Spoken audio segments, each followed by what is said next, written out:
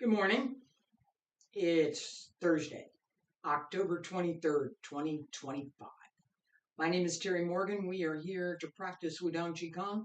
We're going to talk a bit about the underlying philosophy, and we're going to practice the first three sets this morning. I have a little bit I'm going to talk about in terms of perspective and experience. I talked about, and I have to fix this camera here. Excuse me. There we go. It's not much, but it did make a difference, I think. Anyway, with our practice, we want to develop both the understanding and the perspective experience that comes with experience for what we should be doing. So, what am I doing in Qigong exercises? I'm doing raise my hands and do this. I talked about this a lot. It's not only the physical movement. There's quite a bit more that goes on underneath, and there's more that goes on within the movements themselves, within the physical movements themselves. As we're practicing, as we're developing those skills, as we're learning, we build on what we have, we build on what we know, and we want to learn more. We want that perspective of being open and receptive to learning more. Each time we practice, the idea is that you pay attention to all of the things that belong to this practice and you develop, excuse me, and you develop the skills that we're trying to develop. We're not developing skills with carpentry, plumbing. No, no, we're not. It's Qigong exercise. If I was practicing carpentry, then we'd be developing those skills, right? That is the experience and the perspective that we want to have. What am I doing here? Right? And as I develop those skills, that experience, that gives me an additional perspective. My perspective as someone who has been practicing for 40 years is not the same as the perspective of someone who has been practicing for 4 days. It's not. I have learned some things and they've become so much a part of my practice, I don't even think about them anymore. I don't. That same idea goes with some of the stories that I'm writing. It's this perspective and who's this and who's that and which character. And one of the characters is a master martial artist. He's the guy. And he has a new student come to study with him. She's much younger. She's his friend. She's friends with his other friends, and they've been out on adventures together. And so now she's going to come to his school and she's going to study with him. It's a whole different perspective. They're not teammates. She's a student, he's the teacher. It changes their relationship, it changes the way they interact with each other, and it is part of how the characters develop.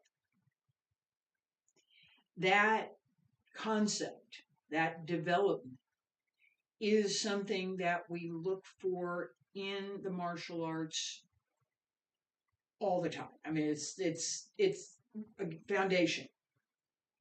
How do you develop? What do you do first? What do you do second? What do you need to do third? What comes next? That process is often It's often encoded, I guess, in a class roster. First year student, second year student, third year student, in another arena, a white belt, a yellow belt, a green belt, right? Then a black belt. That encoding is the best word I got right now. The way that we define what is this level, the way that we define what the next level is part of how we develop. How am I going to know what I should learn if I don't know what my goal is? The 4-day student, 4 days, is still trying to figure out where to put their feet. Oh yes, it goes on, right? You have to start. I don't know where to put my feet. Well, you put your feet right here, shoulder width apart. Start there. Really, right? Feet about shoulder width apart. Stand straight. Pull up through the crown of the head. You have to learn that. It's the very beginning, right? Knees bent just a little bit. Toes grip the floor. Wiggle the fingers, wiggle the toes. Open the back. Pull up. All of that is something we have to learn. Hand circle to the front. And back around to both sides. Yeah, we're going to do this. Up along the center line. And reach out.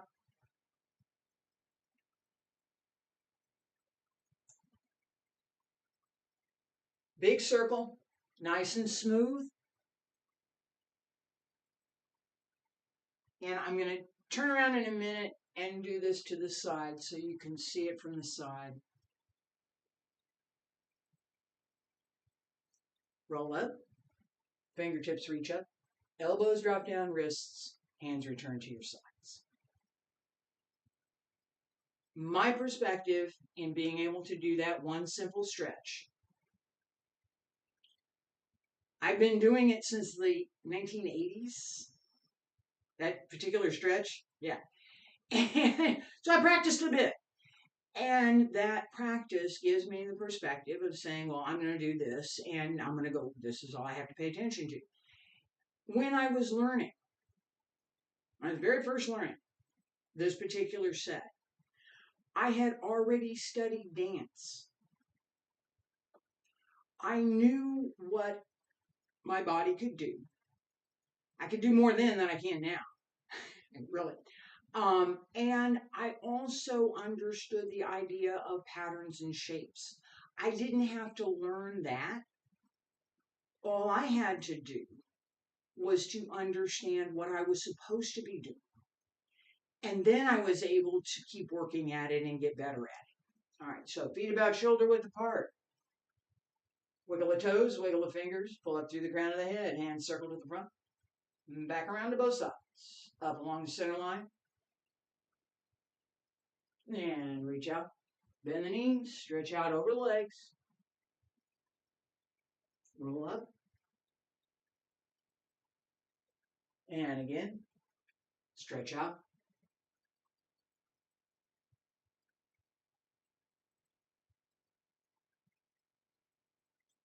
And one more time. Relax the breath. Nice and easy. And fingertips reach up. Elbows drop down. Wrists, hands return to your sides. That smooth, continuous, ideally somewhat, I don't know how to say this. It shouldn't be floating, but it should appear effortless. You shouldn't be struggling through the movement. There's no struggle. It should be smooth and effortless. If you're making too much of an effort, it's not going to be smooth. If you're not making enough of an effort, it will appear lifeless and no. Don't do that either. That balance in between is what we're looking for. So not too much effort, not too little effort, just right. In Qigong practice, we're in practice of Qigong sets now, sets 1, 2, and 3. As we practice this idea of perspective, pay attention to what you're doing with your breath. Pay attention to what you're doing with your hands. And pay attention to what you're doing with your knees. Keep your feet well placed, right? Keep your feet well placed.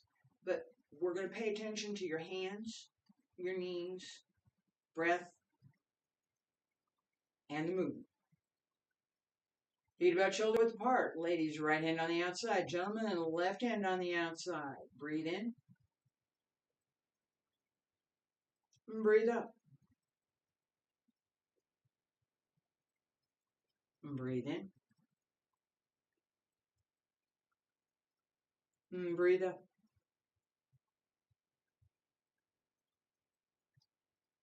Pay attention to the hands. The Laogong in both hands connects to each other.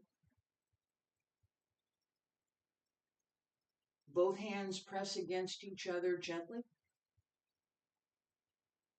They're not separate.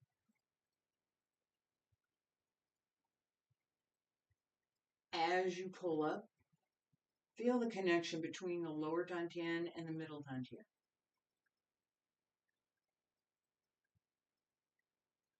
As you sink down, keep the weight back so your knees don't take the weight.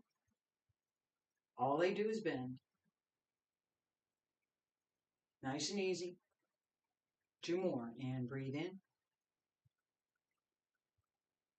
And breathe out. And breathe in.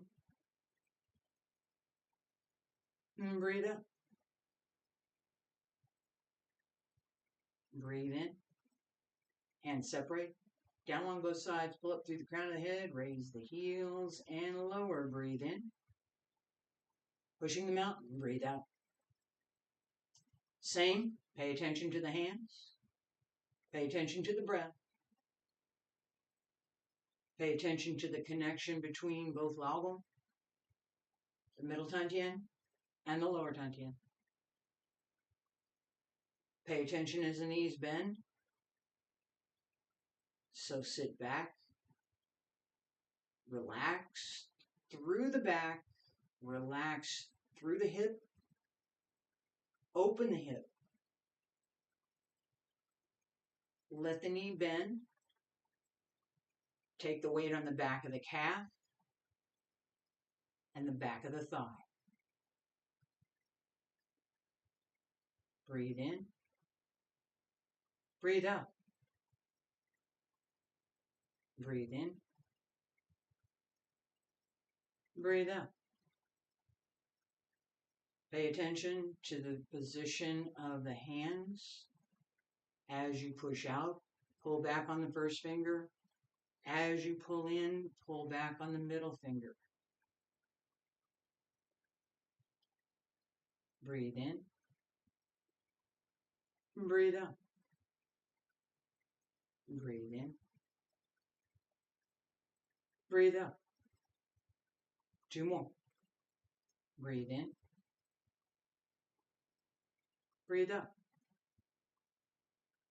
Breathe in. Breathe out. Breathe in. Keep the back open. Keep the body well placed. Pull in. Hands down on both sides. Pull up through the crown of the head. Raise the heels and lower. Breathe in. Wild goose flying. Breathe out. Breathe in. Breathe out. Breathe in. Breathe out. Pay attention to the hands. Pay attention to the breath. Pay attention to the knees.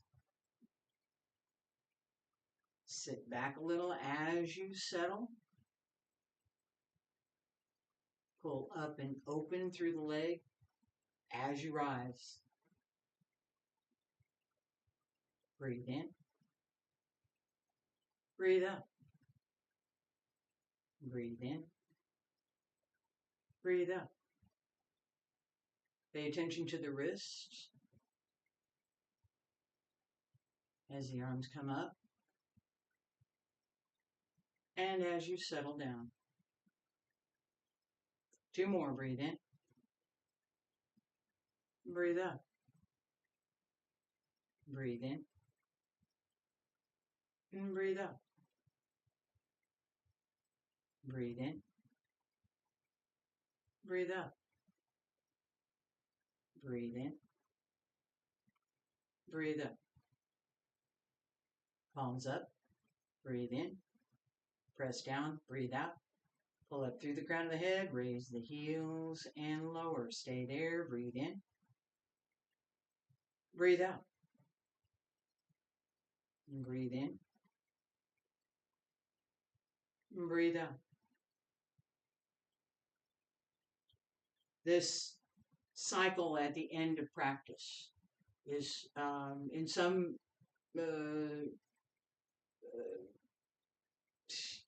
of the names, it's called restoring the form, returning to the beginning.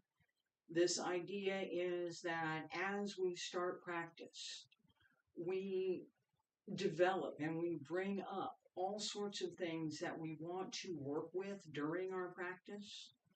When we finish practice, we put all the things away so that we return to the beginning. That idea that we have the beginning and then we go through and we get to the end and the end is the beginning is something that is pervasive in most of the martial arts forms that I've learned and most of the things that I've studied. The closing is as important as the opening. In practice today, we focused on the hands, we focused on the knees, we focused on the breath. By doing that,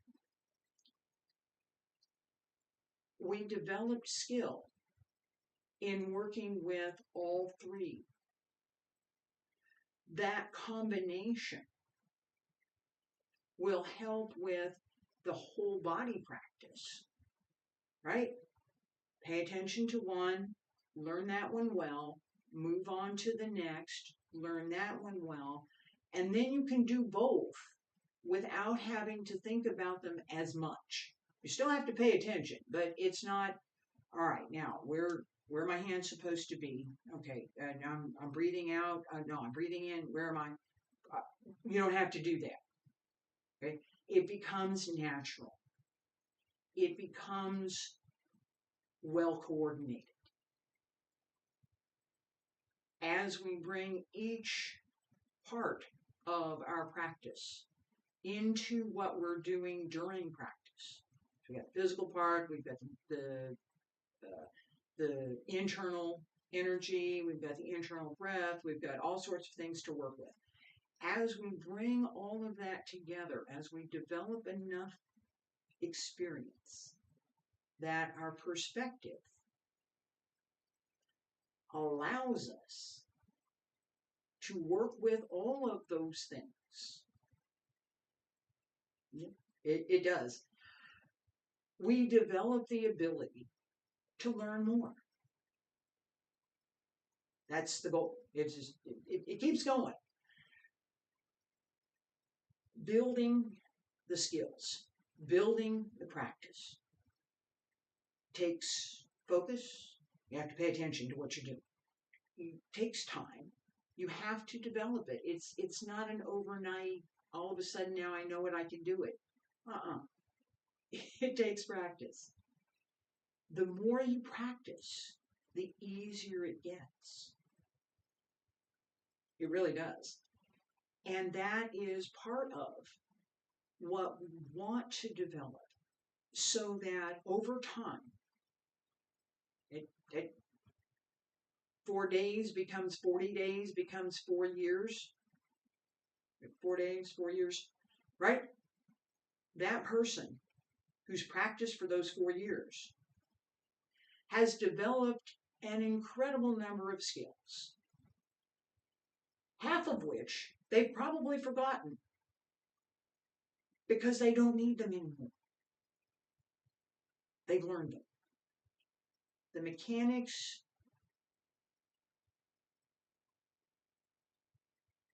how we take apart the movement, how we understand the movement, body mechanics, my hand goes here, my foot goes there, my hip goes there, my shoulder goes there, what do I do? That body mechanics. Gradually, through practice, we don't pay so much attention to that anymore. We don't need to. I don't, when I'm here, breathe in, breathe out. I pay attention to my arm position. I pay attention to my hand position, but I don't have to think about it. Okay, now what am I doing with my hands? Okay, check the shoulder. All right, check shoulder. Open the shoulder. Open, open, open, open, open, open, open, open. Okay, that's about as far as I get. No. Oh, okay. I can go there. Okay, that's my open. And now I bring my hands down, right? Oh, wait, wrist. Okay, bring the wrist and take the wrist. Okay. There was a time I had to think about that.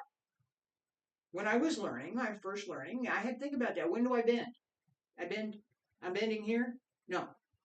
No. No. Right? I bend here. I'm not trying to go up and down at the same time. I'm not. That might be a good exercise. There are some that we do want to go up and down at the same time. That's not this one. Okay? I'm going up, then I'm going down. Right? Trying to go up, it doesn't work. So, but I could try to do that if I don't know. I don't have the experience. I've not done. I didn't dance. I didn't do that. Right? If I hadn't had the experience in sports, softball, baseball, softball, and basketball, swimming, diving, I wouldn't have done as reasonably well as I did in dance. I was older, but I could still do a few things. And I most certainly would never have done as well as I've done in martial arts, in study, as well as in titles and all that. That is part of my perspective. That makes what I do possible. It's not an accident. It happens. One of my students years ago had studied wrestling in high school. He was a championship wrestler. Made his push hands great. He was really good. That experience informed his practice. Everyone has some unique experience that they bring to their practice. The more we cultivate that and look at how it's connected to what we're doing, the more we can develop our skills and our perspective. Thank you for being here today. I appreciate it. I'll be back tomorrow.